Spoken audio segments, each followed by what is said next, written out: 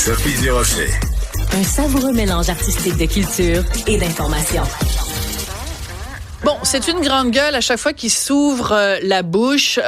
Écoute, ça fait la une des journaux. Toujours des déclarations fracassantes, mais c'est pour ça qu'on l'aime. Serge Denoncourt, bonjour.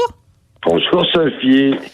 Écoute, ça commence à se rallonger la liste de titres qu'il y a après ton nom. Metteur en scène, directeur artistique de théâtre, réalisateur de courts-métrages, réalisateur de films, metteur en scène, etc., etc.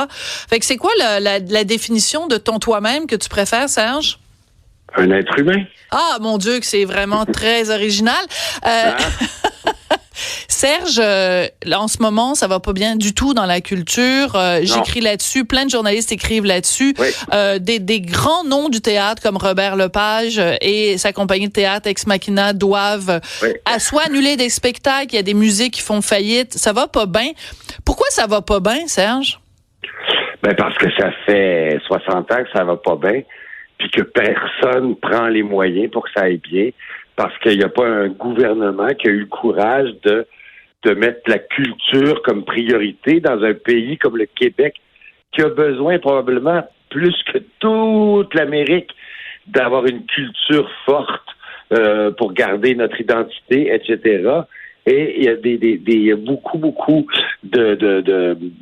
de trucs au compte-gouttes, de sous au compte-gouttes, mais il n'y a pas de politique culturelle, il n'y a pas d'envie, de volonté d'aider la culture au Québec de la part d'aucun gouvernement. C'est des mesures au cas par cas, ce qui fait que le sujet qu'on aborde aujourd'hui, je l'abordais il y a 40 ans, quand j'étais un jeune metteur en scène dans les médias, et puis qu'il n'y a rien qui a changé. Et j'en parlais hier. Comment ça se fait comment ça se fait qu'on n'a pas d'assurance chômage? Comment ça se fait qu'on n'a pas l'intermittence, nous? Comment ça se fait qu'on n'a pas ça? Parce qu'on n'est même pas considérés comme des travailleurs, comme les autres travailleurs. Donc, quand on n'a pas de job, on n'est pas payé. Ça, c'est quand même une volonté gouvernementale qui n'existe pas. Oui, parce que tu fais référence aux intermittents, juste pour expliquer le contexte, si tu le permets. En France, il y a des gens qu'on appelle les intermittents du spectacle, donc des pigistes dans le milieu culturel. Et quand ils sont en période de jachère, quand ils travaillent pas, il y a une forme d'assurance chômage qui est offerte aux travailleurs culturels. C'est absolument formidable. En même temps, mon beau Serge, que j'aime d'amour, en France, non, mais regarde, c'est parce qu'en France, là, il y a un rapport avec la culture, je t'apprendrai rien. Ce rapport-là, il n'existe pas au Québec. J'ai animé pendant 5 ans à Télé-Québec une émission culturelle. On faisait 20 000 de codes d'écoute. 20 000. C'est maigrichon, là. Donc, je te pose la question, Serge, est-ce que les Québécois aiment leur culture? Et de façon plus large, est-ce que les Québécois aiment la culture? Alors, les Québécois, ils aiment leur culture. Ils aiment la culture. Moi, je fais le métier depuis 40 ans. Mes salles sont généralement pleines. Je suis pas le seul. Les Québécois, ils regardent la télé québécoise. Je pense qu'ils écoutent de la musique québécoise. Maintenant, il faut qu'on leur donne des moyens. Il faut qu'on soit exposé. J'en parlais hier avec Marie-Louise. C'est-à-dire que, oui, tu faisais 20 000. Tu faisais, des émissions vont faire 200 000. C'est ça, la job des télés d'État. C'est ça, la job d'encourager la culture, même si les codes d'écoute sont pas là, même si les publicités sont pas là. La culture, c'est comme ça dans le monde entier. En France, en Allemagne, en Suède, c'est comme ça. Et on a absolument besoin de nous. Moi, j'ai un rêve qui se réalisera jamais, mais si un jour tous les artistes, les producteurs télé, on disait on arrête là, on arrête. On n'en fait plus, là. Le manque serait énorme pour le peuple québécois, mais on n'arrête pas parce qu'on n'a pas les moyens d'arrêter, parce que dès qu'on a une job, on la prend, parce qu'on court après nos sous, parce qu'il n'y a pas de filet social. Et là, ça nous pète en pleine face là, mais ça va nous repéter en pleine face dans 5 ans, puis dans 10 ans, parce qu'il n'y a pas de vraies mesures qui sont mises. Il y a un minimum d'argent accordé à la culture, comme il y en a, par exemple, à la défense nationale ou à la santé. Tu fais une comparaison qui tient pas debout, là. Il y a aucun gouvernement dans aucun pays qui va dépenser autant d'argent pour la culture qu'ils en dépensent pour se défendre militairement. Sauf ou que pour jamais soigner les gens, Serge. Oui, mais jamais ils remettent en question les sous qui sont accordés à la santé, par exemple. Alors qu'on passe notre temps à remettre en question les sous qui sont accordés à la culture. Oui, mais encore une fois, Serge, t'es un tantinet de mauvaise foi, puis c'est peut-être pour ça aussi que je t'aime autant. Mais mais c'est sûr que, tu sais, je veux dire, quand t'as le cancer du sein ou le cancer de la prostate, c'est quand même plus une grande priorité que de voir quelqu'un se mettre tout nu sur la scène du TNM. Je suis pas en train de dire de déshabiller Paul pour habiller Pierre. Ouais. Je suis en train de dire que si ça n'en est pas une priorité, ben qu'on se le dise clairement. Je suis d'accord avec toi.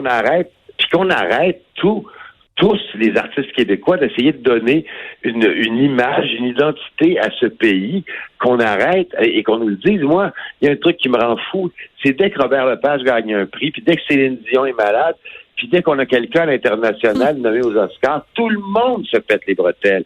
Mais tout le monde se pète les bretelles. Les gouvernements, Denis Villeneuve. Québécois. Ben oui, Denis Villeneuve est en nomination. Ben là, il n'est pas en nomination cette année. Son film, oui, mais pas lui.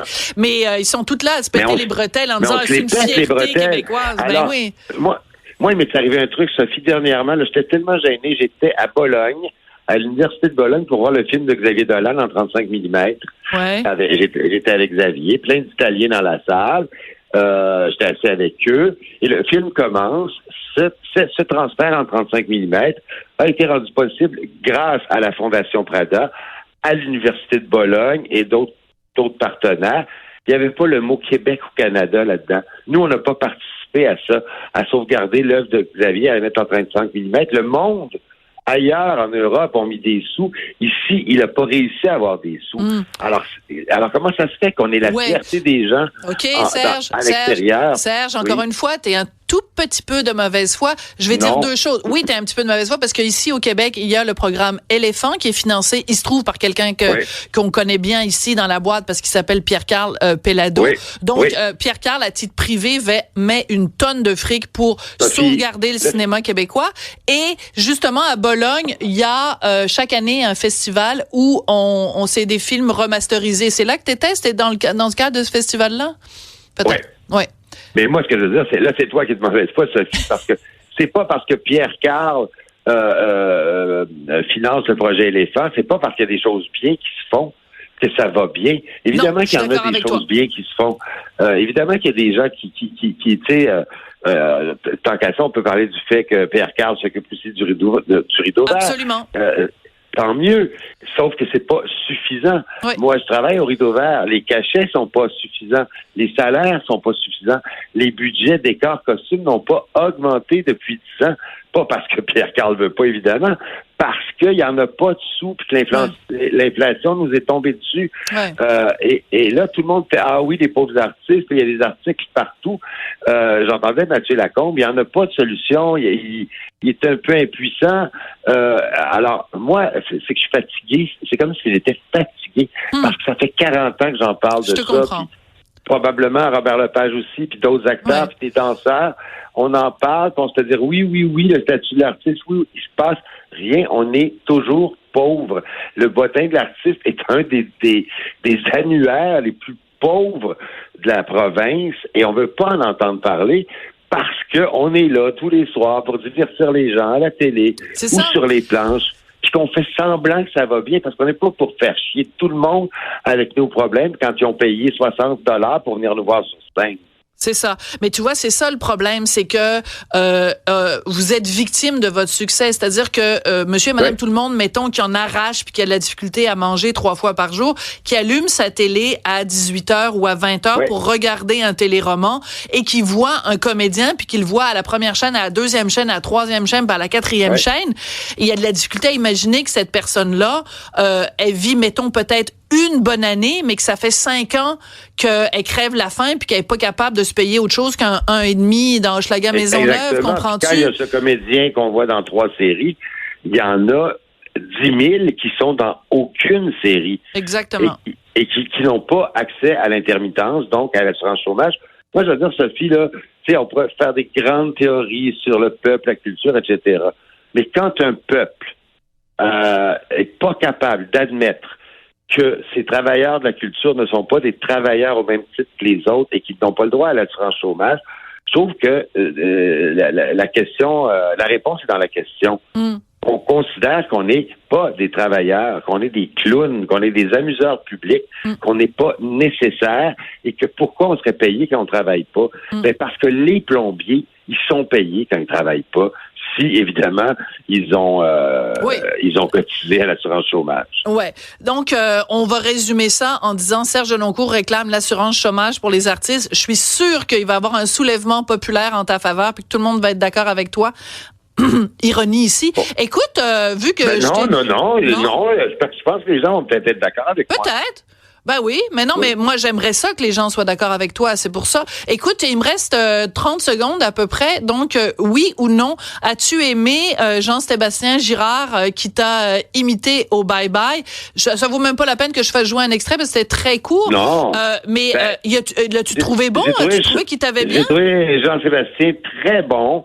Mais je comprends pas pourquoi, pour me personnifier, ils ont pas pris Roy Dupuis ou Joey Scarpellino, un super beau gars. Brad Pitt, exact. Georges Clooney. J'ai pas compris leur choix, mais Sébastien était très bon. Ouais, quoi? Es-tu en train de nous dire que tu trouves que Jean-Sébastien Girard est pas si beau que ça? Oui, je suis en train de vous dire ça. C'est pas fin? Ben non, mais voyons, moi non plus, je suis pas si beau que ça. C'est pas tout, la beauté. Le talent avant la beauté. Ouais, mais tu trouves le moyen, je te parle juste 10 minutes, tu trouves le moyen de varger sur un pauvre, gentil animateur, en plus membre d'une minorité sexuelle à Radio-Canada. Je te niaise, Serge. Je sais, lui, il s'est payé de ma tête à heure de grande écoute au bye-bye. Ben oui. Je peux bien dire que je le trouve pas beau à ton émission. Ben oui. C'est là-dessus qu'on va se quitter. Moi, je te trouve très beau avec ta petite écharpe quand tu te promènes dans Paris en buvant des Aperol Spritz avec mon chum Mathieu Bock-Côté. C'est ton chum à toi. Ouais, c'est ça. C'est mon chum. Merci beaucoup. Okay. Je t'embrasse. Bye. À la prochaine chicane, Serge Deloncourt. J'aime ça de parler. Okay, faut qu'on se parle plus souvent. Merci beaucoup, cher être humain. Bye. Bye.